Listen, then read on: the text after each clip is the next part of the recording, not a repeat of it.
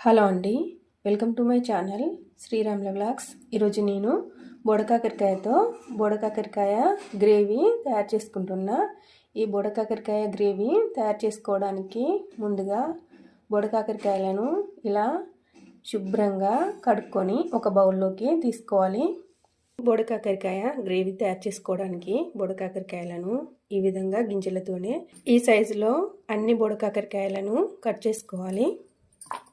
ఇలా కట్ చేసుకున్న తర్వాత ఇందులో ఒక స్పూన్ సాల్ట్ వేసుకొని కొన్ని వాటర్ వేసుకొని గ్యాస్ పైన 5 minutes వరకు ఉడికించుకోవాలి. బోడకాకరకాయలను గ్యాస్ పైన ఉడికించడం వలన వీటిపైన ఉన్న ఈ ముళ్ళ లాంటివి పోయి సాఫ్ట్గా తయారవుతాయి.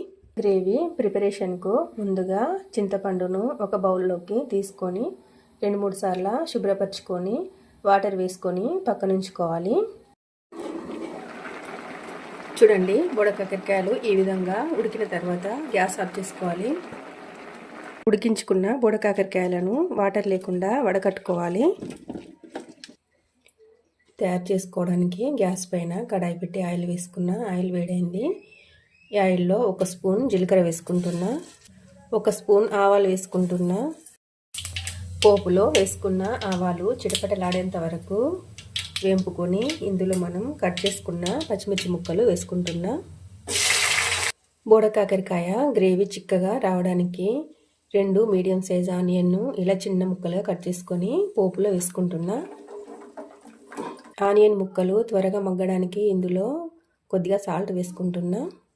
ఆనియన్ను గోల్డెన్ బ్రౌన్ కలర్ వచ్చేంత వరకు వేంపుకొని ఇందులో 1 స్పూన్ అల్లం వెల్లుల్లి పేస్ట్ వేసుకుంటున్నా. అల్లం వెల్లుల్లి పేస్ట్ వేగిన తర్వాత పోపులో కొన్ని కరివేపాకు రెబ్బలు వేసుకోవాలి. 1/2 టీ స్పూన్ పసుపును పోపులో వేసుకోవాలి. పోపు వేగింది. ఇందులో మనం ఉడికించి పక్కనుంచుకున్న బోడకాకరకాయలను పోపులో వేసుకుంటున్నా.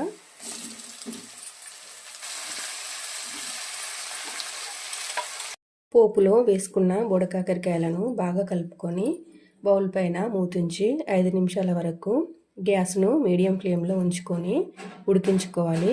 ఈ ముక్కలు మగ్గేంత వరకు బోడకాకరకాయలను ఉడికించుకోవాలి.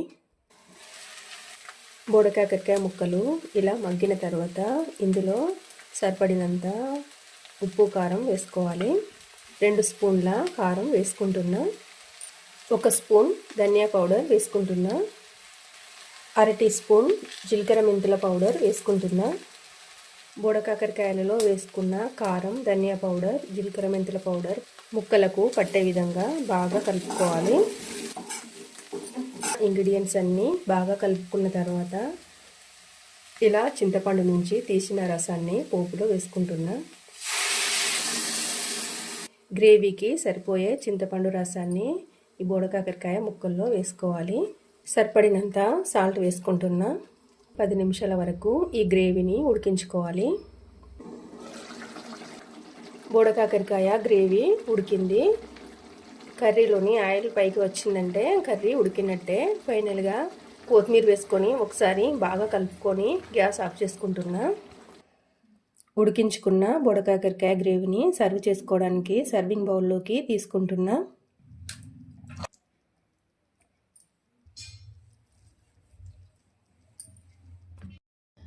బోడకాకరకాయ గ్రేవీ తయారు చేసుకున్న. చాలా బాగా కుదిరింది. టేస్ట్ చాలా బాగుంది. ప్రకృతిలో దొరికే ఈ బోడకాకరకాయలకు ఎటువంటి పెస్టిసైడ్స్ వాడం కాబట్టి మన హెల్త్కి ఎంతో మంచివి.